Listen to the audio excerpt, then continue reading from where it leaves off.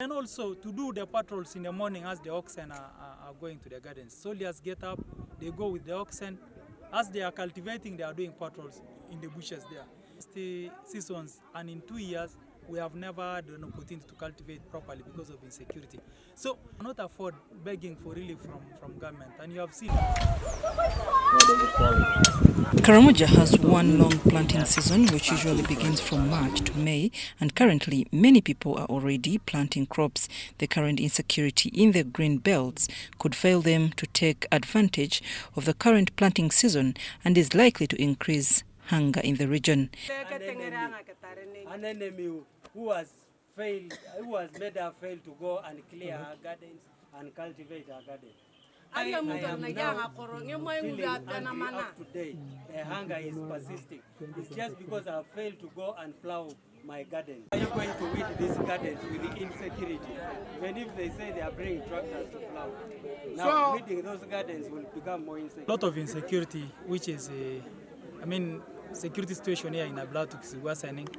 The Pokota are starting to raid a lot.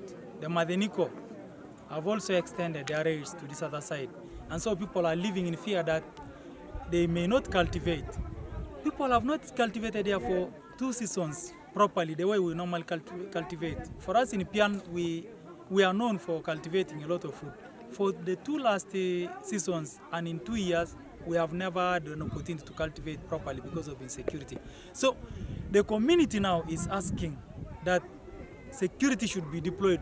Leaders say some people in Napak have started receiving security threats. We got, and someone had written a message to one of the community members, letting them know that they are going to attack them.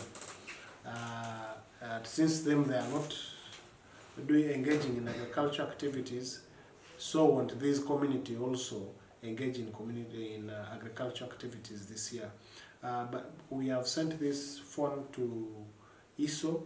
They are trying to track the source, the person who is responsible for this information, and we are going to make sure that this person is arrested and brought to book. This type of intimidation is not acceptable, and we are going to make sure this one leads by example. This one will be brought out, and this type of person will be brought out to the press, will be brought out to the community, and we highly condemn such activities. Like they've also talked about it, that they have threats from warriors that nobody should cultivate, that if they cultivate, they will steal their food and all that. But we are saying, this is a government. We are going to take watch. We are going to send the army men and policemen to take charge of the people as they do their work, as they cultivate, as they transact their businesses. We shall give them all the protection needed. Some want protected kraals re-established. The community now is asking that security should be deployed to help them to cultivate. Because this year, again, we cannot afford begging for relief from government. And you have seen what the cost of begging for relief. A lot of money has been lost by government, and we are concerned as the people of Karimajong. So what we want in Ablatuk is that we have some areas where we can establish protected kraals, so that people can bring oxen there. And then also to do the patrols in the morning as the oxen are going to the gardens. Soldiers get up, they go with the oxen. As they are cultivating, they are doing patrols in the bushes there. All to enable people produce a lot of food.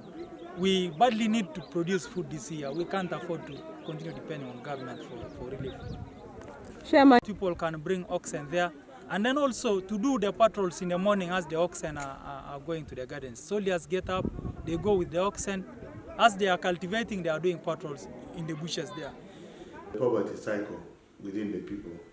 There are fewer people who can afford the tractors right now, comparable to the many. Like now in Iri, people are using the tractors. You come to Karimajongs this side, few rich people are the ones using the tractors.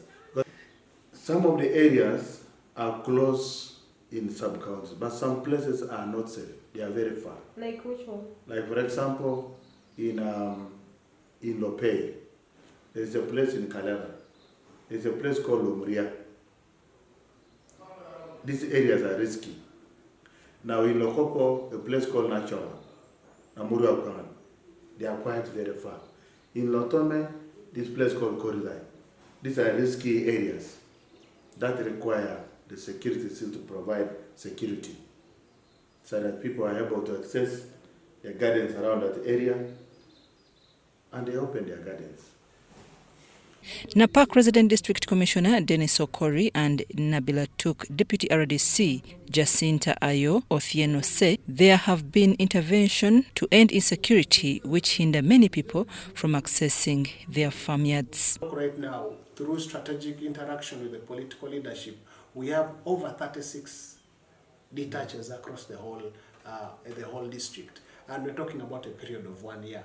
So where the community demands or where there is need, where we see need, where the wrong elements have been passing, the routes that have been using, we have tried to deploy there so that we disorganize their actions on ground. To send the army men and policemen to take charge of the people as they do their work, as they cultivate, as they transact their businesses. The 3rd Division Commander, Brigadier General Joseph Balikudembe, urged locals to report criminals to the security forces. Rebels, they are part of the community and people know them and they are part of the community because they don't have any location that this is a hideout for the warriors and this is for the community. So it's a matter of mobilization within the community in collaboration with UPDF, and we pick out those criminals that hide within the community and the community knows them and they have to reveal them and we arrest them and we prefer charges against them with information brought by the community.